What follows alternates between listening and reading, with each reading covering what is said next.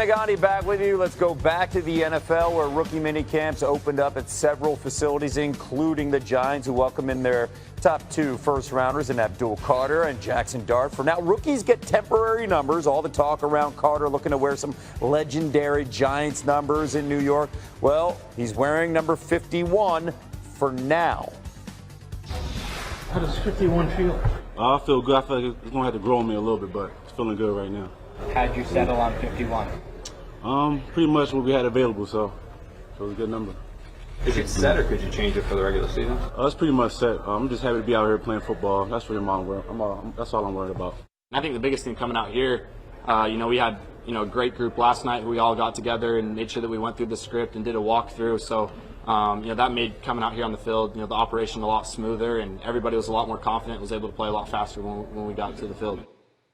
Senior NFL writer Jeremy Fowler with us now. Now that we've gotten past the Abdul Carter and the numbers conversation, for now, let's switch gears here and talk about the new number 6 for now. That is Jaxson Dart. What are the early impressions of the quarterback so far? Yeah, Kevin, good first day. He passed the test. This is going to be a long process. Really, they just want to see his conditioning in the right shape and him be able to absorb the offense and all the information that they're throwing at him, which he did really well pre-draft. They were impressed with what he could do. I don't know that Brian Daboll's been this excited about a quarterback with a man crush on a quarterback since Josh Allen. He had him in Buffalo. So that's a good sign, which begs the question, when is he going to play? So the stage is set for him to sit an extended period and learn behind the scenes, but they're going to have to win at least some games. We know how this goes in the NFL. Yes. So the Giants at least feel like they have the infrastructure in place, the roster, the talent, especially on defense. Russell Wilson doesn't turn the ball over. They feel like that they can play enough games, win enough games to keep him on the sideline. But if they don't win, the pressure will be on. They might have to turn to him. Okay, keep in mind, too, Dart currently 3rd on the depth chart behind Russell Wilson and Jameis Winston. All right, let's stay in the NFC. Also, new beginnings for another program. Bears starting their rookie camp today. Here's Ben Johnson on taking the field as a head coach for the first time. Did today feel more different to you than any other day you've ever had as a coach, being the head coach? I've never blown the whistle to stop the play, and I got a little bit of work to do there. I can get better in that aspect, but no, other than that, it was great. I'm surrounded by a phenomenal coaching staff. Like I said already, it was fun to watch them get the hands on these players and be able to work with them like that. So I'm very encouraged. There was a certain amount of hope last spring when Caleb Williams joined the team. This one feels different, though, with Ben Johnson. Now they bring in Colston Loveland as they selected him 1st overall. I should say 10th overall in the 1st round. So, Jeremy, how do they plan on using the Michigan tight end? We saw Ben Johnson had Sam Laporta in Detroit. He's going to use Colston Loveland in a lot of similar ways. He's very similar to Laporta, only considered more athletic with a little more upside. So he can run the entire route tree. You're going to see him going deep. You're going to see him in play action. You're going to see him all over the field. This guy was so coveted that there was a reason why there were no trades after the top 10 when the Bears took him, because teams were trying to get up to get him. So the Bears have very big plans that they have started getting into this week. And you got Travis Hunter in Jacksonville. So the experiment is on. He is going to major in offense, minor in defense. I checked with some people in Jacksonville. They said, and you see the Diggs brothers there. That's the comp I got from NFL people. Wow. The Diggs brothers, both Stephon and Trevon Diggs, that could be what he is. But is he going to play both sides? I'm told that at camp this week, he did not do anything defensively today, but the expectation is he'll do something at least in the coming days before they wrap up on Sunday. So maybe he's a situational 3rd down cornerback along with an electrifying offensive player. Don't question the stamina, by the way. No one played more snaps last year in all of college than the Heisman winner in Hunter. Jeremy, thank you so much. Yeah, thanks. All right, let's go back to the NFL and let's have this conversation about Jim Harbaugh.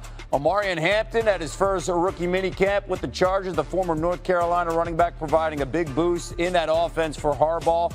And when you talk to Harbaugh about mindset for camps like this, boy, he's ready to go. Listen to this.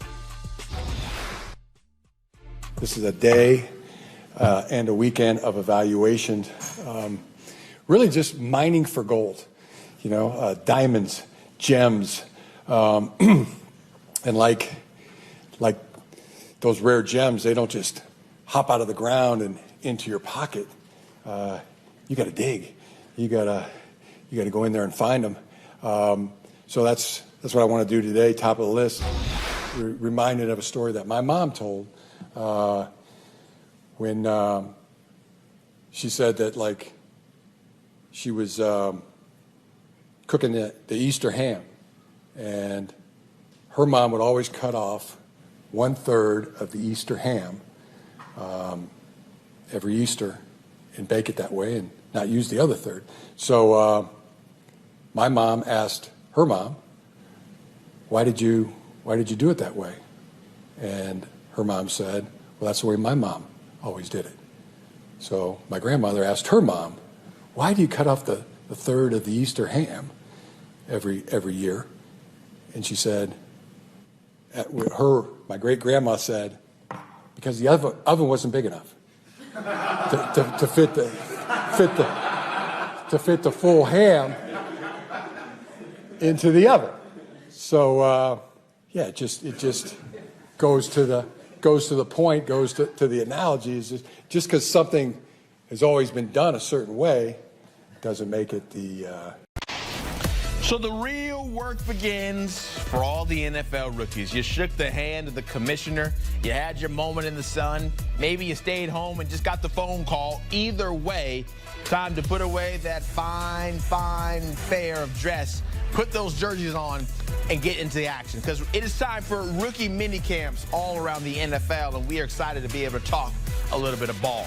And who better to talk some more ball than with Emory Hunt, who's trying to dress nicely himself with a polo. Guess he didn't get the memo. We're dressing up here on a Friday. That's okay, Emory. I'll let that slide here. And we can start this slide with a little bit of Cam Ward talk. Got to start with the top pick, because the priority here for the Titans, do you think, is it to build that relationship, or what are you focused on during these few days if you are the Titans and Ward? Just trying to get the timing down, Zach, with the receiving core, because, again, he's a new quarterback. He's some new options outside of undrafted rookie free agent Xavier Restrepo that he has worked with. So he's got to get the timing down with a lot of these young guys before the veterans come in. So it's about how quickly he can get acclimated to getting those guys up to speed to where he feels comfortable with, okay, I can work with this group of guys, but then next step will be working with the veterans when they come in. So it's just about the timing, understanding the playbook, try to see how quickly he can grasp things and get it under wraps before the veterans come in a couple of weeks. Yeah, a little tune-up before it all starts to really get going is really the theme, it feels like, for all these guys who are the top picks, because we know they'll be making the team when it's all said and done. Let's stay in the division, head over to Jacksonville. What should the priority be for Travis Hunter and the Jags? Do you focus on offense? Do you focus on defense? Do you split it 50-50? What is it? That's a great question, Zach. I say you split it 50-50 because you draft Travis Hunter to be Travis Hunter. You didn't draft Travis Hunter to be the wide receiver or the cornerback. You drafted him to be both. So I want to see them utilize this time wisely to get him at least up to speed on both sides of the ball. And then as you get more into mini camp and then OTAs and then training camp, you can kind of lean more heavily to one side. But right now, while he's still a sponge, throw everything at him, see what he can retain, see what he can grasp, and then you start to build from there. So again, you drafted him to be Travis Hunter. Don't waste the pick. Don't waste the trade capital. Don't waste the prospect by focusing on one side of the football. So I want to see them utilize him on both sides in this rookie minicamp while he can learn much more in a easy setting before the veterans get there. Yeah, I feel like that's just the more fun situation for those of us watching back. Like, yeah, let them play both sides early right here so we can get all that excitement. I want to talk running backs now, and let's look at Ashton Jeanty, new head coach over there, of course, with the Raiders, and Pete Carroll. He likes to run the ball. We know that. So what should Jeanty and Carroll be focusing on this weekend to set that foundation? Dead on right there, Zach, because at the end of the day, man, we know you can run the football. So right now, it's about understanding where to go in blitz pickup. So I would focus more so on pass protection recognition, because obviously there's no pads. Obviously, it would make sense to have him do pass pro or blitz pickup with guys with no pads on, but just understanding where to go with the pass protection, where to go to pick up the blitzes, probably the best bet here in rookie minicamp, and also catching the football. We know he's a very good receiver.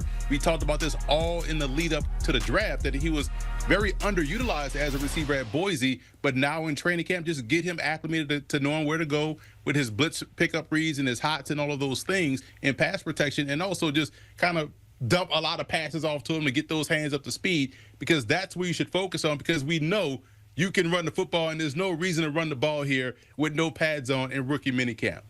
I want to talk Browns here, but I want to start with defense, actually. We'll focus on Mason Graham first because he's going to be asked a lot to hold down the middle down there in Cleveland. What do you want to see from the Browns and Graham this weekend? I just want to see how he moves. I know a lot of people had some questions on whether or not he was a top-tier athlete and whether or not he was just a direct beneficiary of Kenneth Grant playing alongside of him. That's not an issue for me. It's just about, okay, how can he get up to speed in an NFL setting, right? And granted, these are all rookies, so they hadn't really played NFL ball yet. So you won't get a true gauge on what he can do athletically, but just to see how he moves and how he's able to transition out of his, cuts when he finds the ball going the opposite way. That's the biggest thing I would be looking for here in the rookie minicamp setting for Mason Graham. If we are going to talk Browns, I think let's call a spade and know that I have to bring up Shedeur Sanders, of course, because that's where all the intrigue truly is. He, of course, is not the only rookie QB because there's also Dillon Gabriel, but let's be real, we care about